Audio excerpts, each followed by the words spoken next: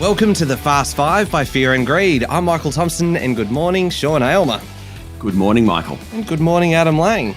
Good morning, Michael. So I shouldn't sound so surprised to hear that you are there as well, because obviously we are reviewing the big stories of the year. In just 5 minutes, we're going to put forward today a big story about politics from 2022. At the end of it, we're going to decide who wins. Last time, Adam, I believe you were the winner. You also went first last time, so I'm going to go first today in the hope that it will give me the win.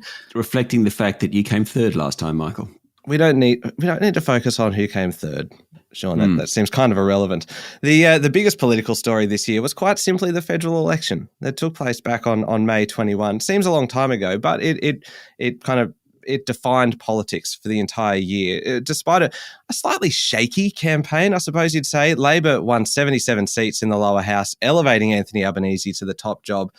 Then they hit the ground running. They set a cracking pace. The day after the election, Albo was sworn in, straight on a plane, heading for Japan to meet with the members of AUKUS. This intense focus on foreign policy. In the first month, Prime Minister or senior ministers visited kind of Japan and Fiji and Tonga and Samoa and Indonesia, Singapore, probably others that I've missed. It's not a comprehensive list. Since then, major climate change legislation, 43% reduction by 2030 passed, industrial relations reform, among a stack of other things. The election ended 9 years of coalition government, and then there was more fallout for former Prime Minister Scott Morrison. It emerged after the election that during the pandemic, he'd had himself secretly sworn in as co-minister for Health, Finance, Treasury, Home Affairs and Industry, Science, Energy and Resources. An inquiry found that it was unnecessary and undermined public trust. But really, you put it all together, that was a big, big year for politics, don't you think?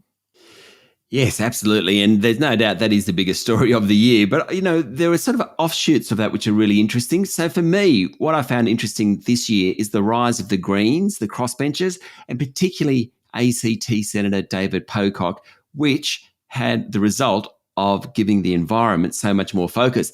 The election changed the landscape, sweeping in a bunch of teals, mostly female candidates, who otherwise probably would have been conservative. It looked like it was going to be the year of the teals, but it just wasn't. Instead, it was the year of the Greens, who hold the balance of power in the Senate, along with the single vote of mostly David Pocock. There are 76 senators, 26 Labor, 12 Greens. What's that? 38. They need one independent to pass legislation, and that's what happened this year. As a result, we finally got environmental legislation passed. Australia now will reduce carbon emissions by 43% below 2005 levels by the end of this decade. We're going to hit net zero by 2050. That's a type of certainty that we haven't had. And it's because the Greens and David Pocock hold this balance of power. So even going forward, I think that arrangement is going to continue to be a really big political story and fascinating. Adam. For me, the rise of Labor in 2022 has been fascinating. At a federal level, Labor's primary vote fell to its lowest level since 1934, and in the election on 21 May, they still won and they gained 10 seats around the country to have 77 members out of a total 151 in the lower house. At a state level, there are Labor governments in Victoria, Queensland, Western Australia, South Australia, the Australian Capital Territory and the Northern Territory. Victorian Labor Premier Daniel Andrews won 56 of the 88-seat Legislative Assembly on 26 November this year. South Australian Labor Premier Peter Malinowskis won 27 of the 47 seats in the House of Assembly in March.